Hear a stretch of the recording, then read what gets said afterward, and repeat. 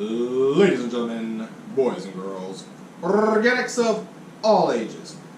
I am Double R, and in this particular video, we're going to be speaking about a tabletop roleplay issue that has come up a few months ago, almost a year ago, I don't know. I don't really pay attention. I haven't been around for a while, as you tell by the lapse of content for almost a year. Nevertheless, things were getting repaired, things were getting done, things were getting taken care of, so I decided I need something light to work my way back into the ring. You know, to practice my editing, get back to par, so when I go back into other videos, I can just go. That said, I decided to take this little meme, this condemned meme, that had 2,000 likes and 200 complaints, and we're going to deal with that today. You know, for my practice. So that said, let's bring out the condemned, and together we shall read it as a class. And we'll find out where the problems are, and we're going to fix this whole shebang. So looking at the meme, you can tell that is one particular person.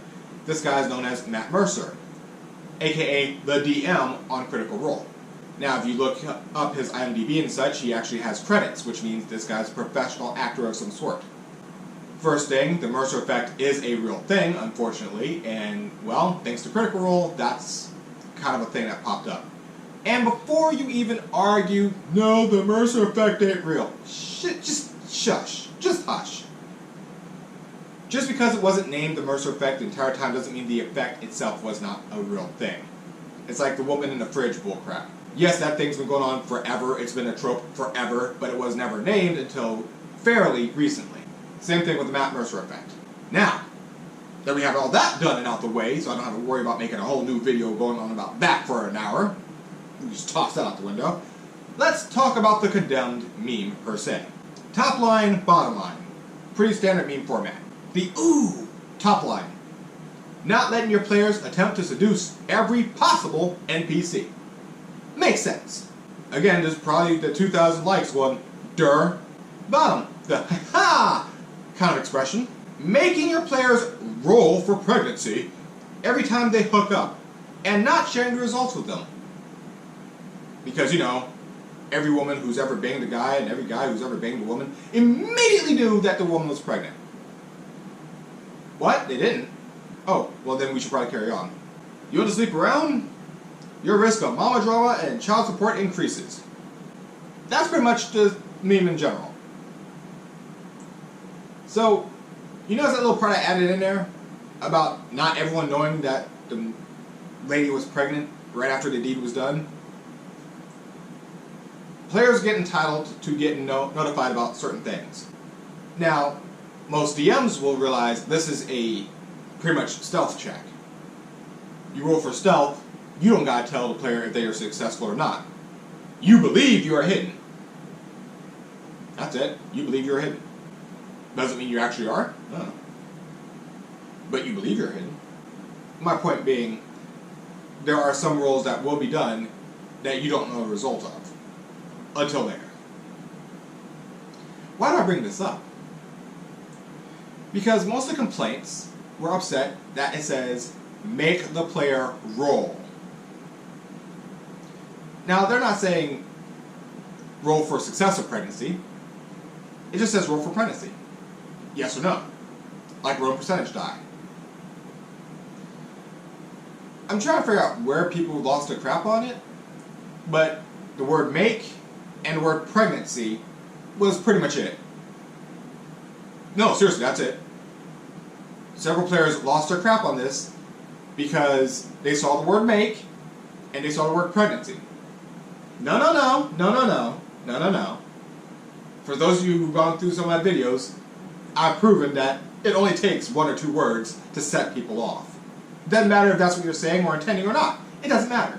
The fact the word is there is all that counts. For example, RPC 10. I have people still complaining about this because the word commandment. Did they read anything else? No, they saw the word commandment, lost their mind. I proved this with a role play moan. where someone used retard. It's retarded to think this way, and it's retarded to be like that. They said it that way, and guess what? Most of the people didn't even read the complaint. They saw that word and lost their mind. Nothing else mattered, just that word. So here we are with the meme, showing you that normal role players do the exact same bull. Make pregnancy. They omitted the word roll. Their mind just said, roll, what's that? Roll? That's not a thing. It says make pregnant. If a DM is going to force pregnancy, 9 out of 10 times, you don't have the option of rolling at all.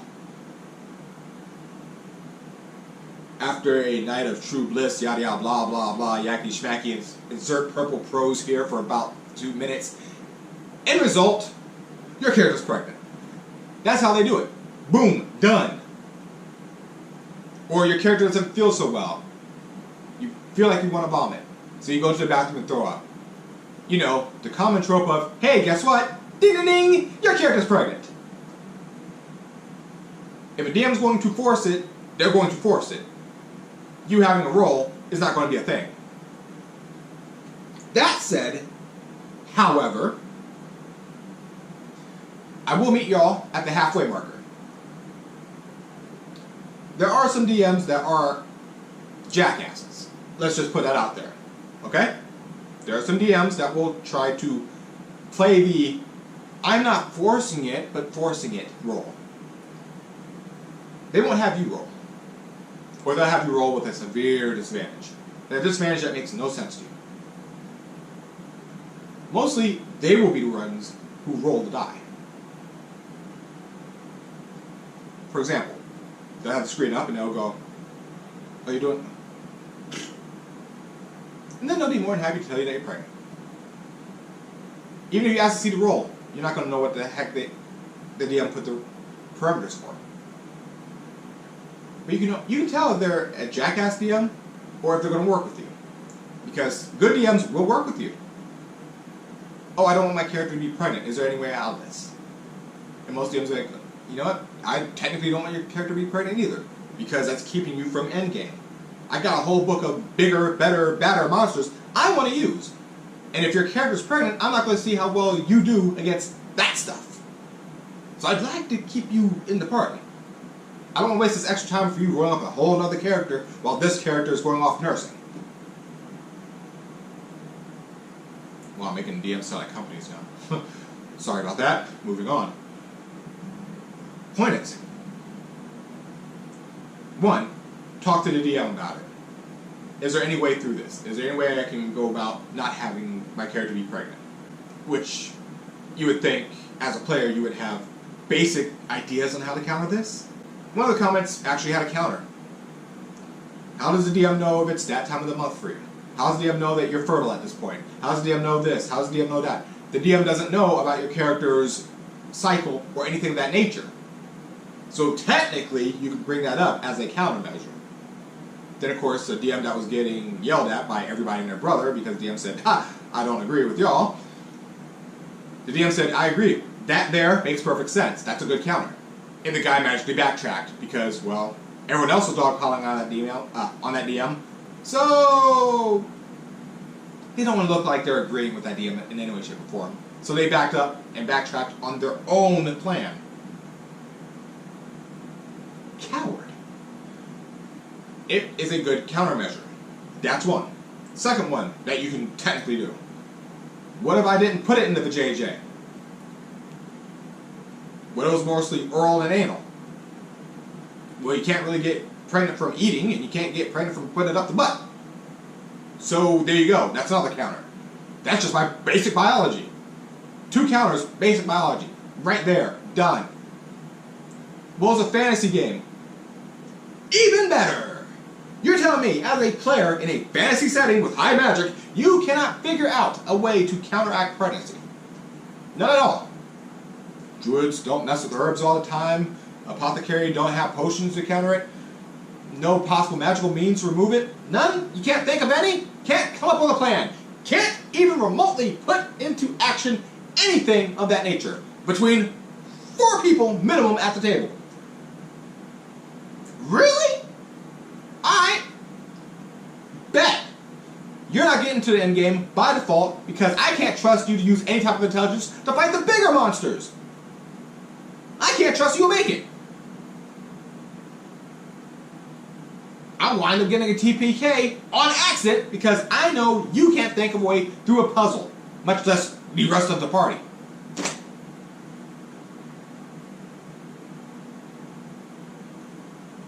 There's like a bunch of high elves finding something written in high elf, but no one wants to read the high elfin words. They decide, I'm going to make a battering ram and run out the door. How do a bunch of wizards, necromancers, spellcasters not read words? But here we are. Same situation. Because thinking is difficult once you're at the table, isn't it?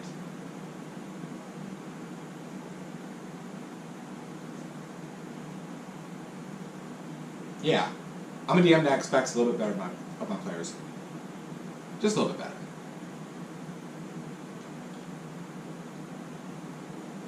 Now that was the main complaint they had. It's forcing pregnancy. No, it ain't. It says roll. I gave you 2 biological counters, and you could think of technically many ways magically. Hell, I gave you a couple. There's a magical way out. There's apothecary, there's druids, there's clerics. Use them! Made it sound more difficult. Well, players just want to have fun. Why don't you let the players have fun, you rotten DM? So outside the cave is a forest that is infested with trolls. The sorcerer uses illusion magic to hide the entrance to the cave, but the manager just stops him because it would break the encounter. What we have is a session of basically fighting wave after wave of trolls, but quietly so we don't alert the rest of the trolls. The party cuts down a few trees to make a barricade since the illusion idea won't work. Steve uses his thundering halberd to help chop down some trees. Everyone, DM included, reminds him that we need to be stealthy, and the cleric runs over with a silent spell, having learned from many previous sessions that Steve does not like being told not to use his halberd. Steve is adamant that he uses the halberd before the cleric gets there, and even tried to roll initiative to see who would try to go first, him or the cleric. The DM gives up, the halberd thunders, and we are up to our eyes in troll. We are all dead by the second round.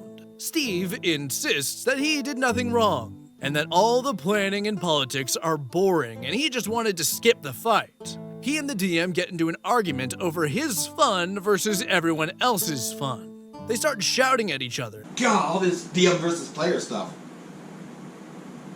Cool. That. So when the edgelord decides they want to kill your character because they find it fun, I'm not going to stop it. No, don't complain. The edgelord finds it fun for PvP. They just find PvP fun and exciting and great times. They're having a great time. This is where the DM got too clever for his own good, and this is also where things get really interesting. Being a somewhat realistic-minded bunch, it was a standard practice not to wear armor or carry heavy weapons in towns. The DM made a point to bring this to everyone's awareness. For the after-party, nobody was armed with anything more dangerous than a dagger, and nobody had any armor, except maybe the mages with their magical braces and wizard's robes, but that barely counts as armor. I ask very quickly if there is time for me to buy wine for the party. I had to spend 500 gold pieces on a cask of wine for all of us. More punishment for being evil, I guess. I then hand the wine over to the innkeeper's wife and pay her extra not to drink it when she pours it into jugs and serves it to the party. Yes, I did that. So we all write quick notes about what we are bringing to the party. I pass a note to the DM about checking the other players, but there are no surprises. Nobody brings any serious weapons since there are weapons in the loot on the table anyways, and the last thing anybody is expecting is a fight. I write my note and pass it to him, and I made a note on the back which I will point out later. I had 3 daggers, all magical, my +2 ring of protection, and my newly pilfered periapt. The DM's cousin's other character, the same cleric I lifted the Periapt off of, arrives late with a bag of holding and adds its contents to the pile of treasure we're all going to pick from. I immediately recognize my sword of sharpness, my +3 plate mail, my bow and magic arrows, and all of my other valuables which I left up in my room. The DM reasoned that since I steal from the other players, that it's only fair they get to go through my stuff and take whatever they want. Since me being me, I make an attempt to point out the unfairness, but the DM overrules me. Not unexpected, I suppose at this point. He pushes on with the party and they plan to drink the wine I bought while they split up all my money and things between themselves and have a good laugh. So they toast on it and we all drink. A few of the players were a little leery since it was my wine that they were drinking, but when they see me drink, they all drink as well, and I was counting on that. That is, after all, the purpose of a toast, to slosh the wine between all the cups so everyone drinks the same thing. And I stop everyone at that point and announce to the entire group, everybody make a save against poison at -10. There was a moment of intense consternation. Then the DM reads the back of the note I gave him earlier and realizes what the frick I just did to everybody. Or rather, what he just did to everybody. With that nerve toxin in the wine, everybody needs a very high saving throw just to survive with 1d4 HP. The paladin died, his cleric died, the ranger died, the druid died, the bard died. I hate bards, so yay. Everybody died. The only ones who made their roll were the thief and one of the wizards. Everybody else died instantly. Then it was my turn to roll a save. The DM looks pretty smug since he was sure I couldn't get another nat 20, but I didn't need to. I had the Periapt, so I only needed to make a regular save with no negative modifier. I think I rolled an 11 or something stupid. Passed easily, and he gave me 1 HP left, just to be a prick, I suppose. Before anybody realized they needed to do anything, I threw a poison dagger at the wizard and jumped the thief. The wizard died, the thief died, and that was that. It turns out it actually is really easy to kill people with a dagger when they only have 4 HP, and I think my strength bonus was higher than their hit points. They never had a chance.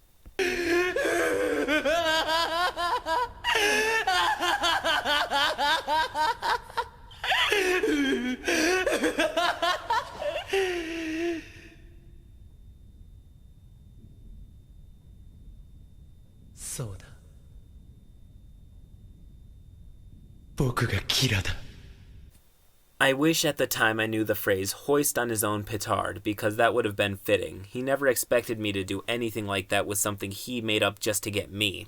I wasn't just a good assassin, I was a great assassin. He never gave me my experience points for killing all of those high-level monsters either, but I did burn their character sheet. Oh, it's stomping on your great time? Well, it sucks for you, but you just told me I have to have players have a great time. Well, you had a great time in the bedroom. The Edgelord decided to go in the bedroom and kill you both.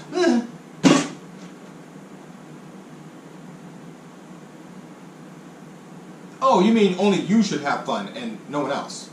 Well, that's a different kettle of fish there, isn't it? Yeah, I am that big of a DM. I would let that slide. It's not like there's enough DM or roleplay horror stories that popped up to where the DM just literally let things go by. Kind of showing you why you don't let players just have fun 100% of the time, because different players have different mentalities on what they consider fun. So you as a DM, you need to rein stuff in. Not the greatest job in the world, but it has to be done. And if you don't believe me, go ahead, look up some roleplay horror stories. Just look them up. Have a good time. And if you can't find any, that's okay. I can make a couple suggestions. Crit Crab, Dan the Drake. These two have been dealing with that kind of crap for a while now. Have fun. You're welcome. That's pretty much the end of this. We're done here, right? You understand reading and comprehending what you're reading is very important, especially in D&D, especially in tabletop. The meme said, roll. That means there's a set of parameters that you would have to deal with. Roll. It amazes me that to even get to this situation, you would have to do a roll in the first place to get there. The seduction roll. You gotta roll to seduce.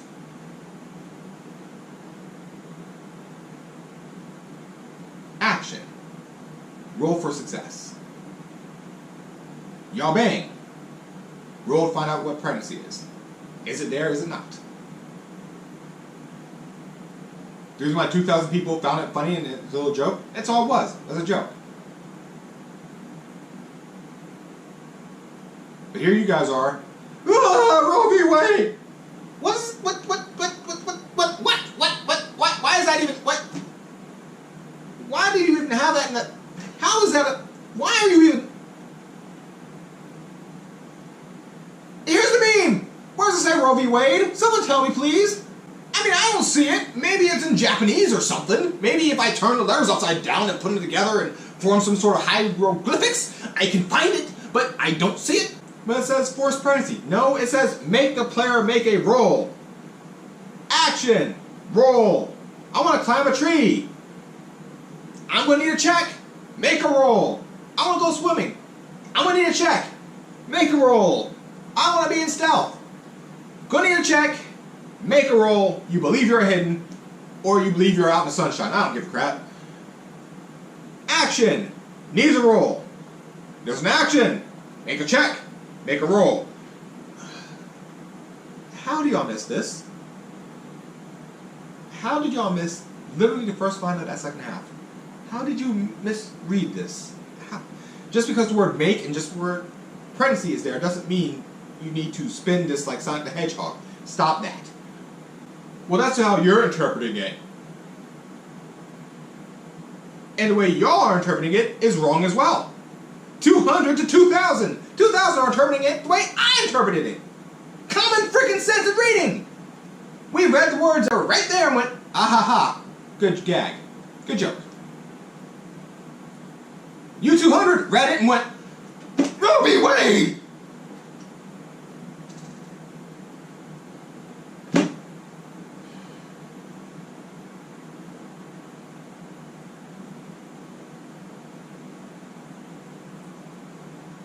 And this is about 200 mofos that I will know for a fact I can never have in my game because I'm going to say, hey, you're a group of high elves.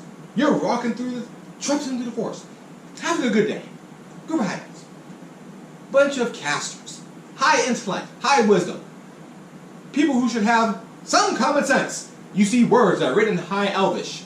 And none of y'all read. Y'all decide you're going to make a battering ram to break down the door. You're going to make a rudimentary lathe. You're going to make a raft to go on into the ocean to go around. Help me, mister, go on! Fly up! The whirlpool's too strong. I can't swim. I said fly up! Maybe I can build a raft. Oh! When all you have to do was read the freaking words that are right there in your language. You're those kind of players. Because thinking is hard.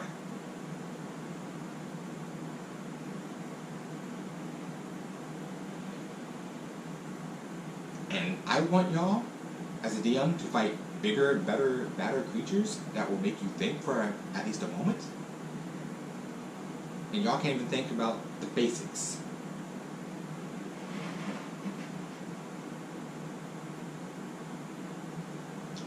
Yeah, no.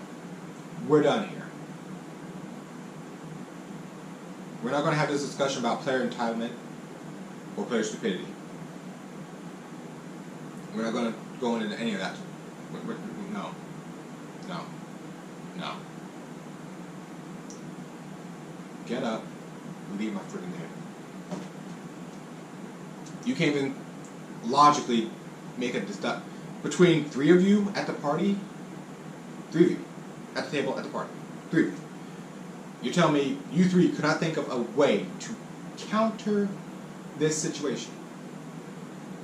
200 of y'all can't counter this situation. 200 of you can't do it. And I gotta have you at the table to fight a bigger, badder, better monsters? A bigger, badder, better monster. And two of y'all can't think of how to counter a basic situation. Yeah, we're done here. Get up off my table. Bye-bye. Send me players that actually know how to freaking read and comprehend what they are reading. Thank you. I would appreciate that. What are you still doing here? Go on. Bye-bye.